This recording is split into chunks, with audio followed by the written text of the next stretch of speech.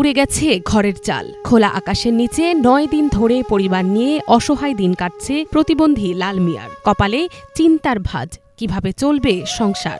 যেখানে এক বেলার ভাত জোগাড় করতেই হিমশিম খেতে হয় লাল মিয়ার, সেখানে কোথা থেকে আসবে ঘর তৈরির টাকা? নীলফামারীর কিশোরগঞ্জ উপজেলার গড়া গ্রামের পশ্চিম দলিরাম বানিয়াপাড়া গ্রামে প্রতিবন্ধী লাল মিয়ার বাড়ি। জন্ম থেকেই একটি হাত অকেজো, এ নিয়েই জীবনযুদ্ধ চালিয়ে যাচ্ছিলেন তিনি। ৫ অক্টোবর সকালে মাত্র কয়েক মিনিটের তীব্র ঝড় কেড়ে নিয়েছে লাল মিয়ার মাথা গোজার শেষ ঠাইটুকু।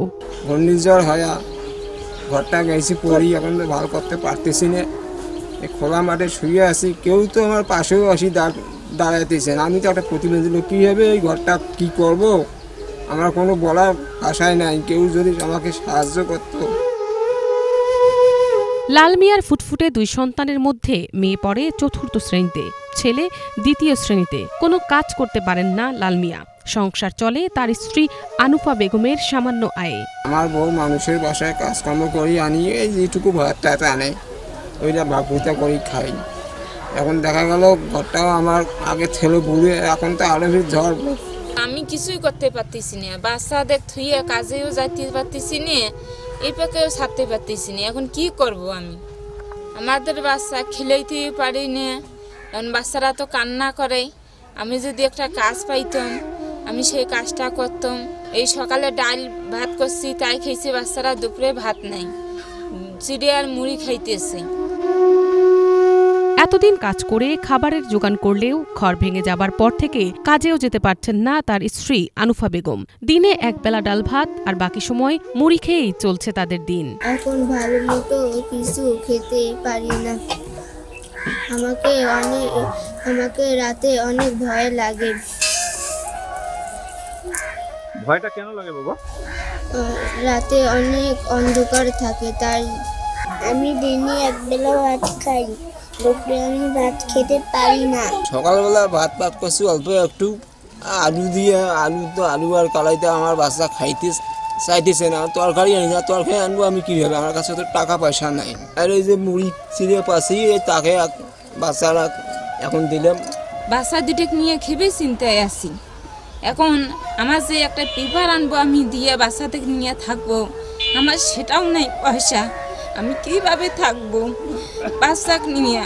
বাচ্চার কাছে হাতে শীত পড়ে, এখন বাচ্চারা কয় আম্মু আমাকে ভয় লাগে, আমি কিভাবে থাকবো? সূর্য ডোবে, কুয়াশা নামে। লাল মিয়া তার 2 সন্তানকে জড়িয়ে বসে থাকেন ভাঙা ঘরের পাশে। হাতড়ে বেড়ান এত বছরের স্মৃতিগুলো, চোখে অজানা আতঙ্ক। তবুও একটুখানি আশার আলো, যদি কেউ পাশে দাঁড়ায় হয়তো আবার তার ঘর উঠবে। সহায়তা পেলে নতুনভাবে বাঁচবে তার পরিবার। ওনার ঘরটা কিন্তু উড়ে গেছে। উড়ে যাওয়ার পর উনি প্রায় 7 দিন হতে, আজকে থেকে 7 দিন 9 দিন হবে, 9 দিন থেকে খোলা আকাশের নিচে আছে। সকালবেলা যদি ডাল ভাত একটু খায়, দুপুরে কিন্তু খাইতে পারে না। যাই হোক, সরকারের কাছে আমি বিনীত অনুরোধ জানাবো যেন দ্রুত গতিতে এই প্রতিবন্ধী লাল ভাইয়ের পরিবারের পাশে দাঁড়ায়। লাল মিয়া সহ ক্ষতিগ্রস্ত আরও কিছু পরিবারের পাশে দাঁড়ানোর আশ্বাস দিয়েছে উপজেলা প্রশাসন। প্রতিবন্ধী পরিবার আছে, যে প্রতিবন্ধী ব্যক্তিটার নাম লাল মিয়া। আমরা চাই যে সেই লাল মিয়ার পরিবারটিও আসলে এতটা ক্ষতিগ্রস্ত হয়েছে যে এই পরিবারটি উঠে দাঁড়ানো তার জন্য অনেক কষ্টসাধ্য। সরকারিভাবে এবং বিভিন্ন বেসরকারি সংস্থার মাধ্যমে আমরা তার যে বসত বাড়ি, সেই ঘরগুলো আমরা নির্মাণের জন্য ব্যবস্থা গ্রহণ করছি এবং তার পরিবারে যাতে একটা আয়ের উৎস তৈরি হয় এবং তার পরিবারের যাতে একজন মানুষের অন্তত কর্মসংস্থানের কোনো ব্যবস্থা করা যায়, এই ব্যাপারটি উপজেলা প্রশাসনের বিবেচনাধীন আছে। এছাড়াও আমাদের ঘূর্ণিঝড় উপদ্রুত এলাকায় যত বয়স্ক ব্যক্তি, শিশু, প্রতিবন্ধী, নারী বা বিশেষ চাহিদা সম্পন্ন যারা আছে, তাদের পুনর্বাসনের ব্যাপারটি বিশেষভাবে উপজেলা প্রশাসন বিবেচনা করছে। প্রতিবন্ধী লাল মিয়া শুধুমাত্র মাথা গোজার একটা ঘর চান, যেখানে তার সন্তানরা ঠান্ডায় কাঁপবে না, বই খাতাও থাকবে শুকনো। রাত নামলে যেখানে শান্তিতে ঘুমোতে পারবে পুরো পরিবার। মিনালা দিবা, বাংলা ভিশন নিউজ ডেস্ক।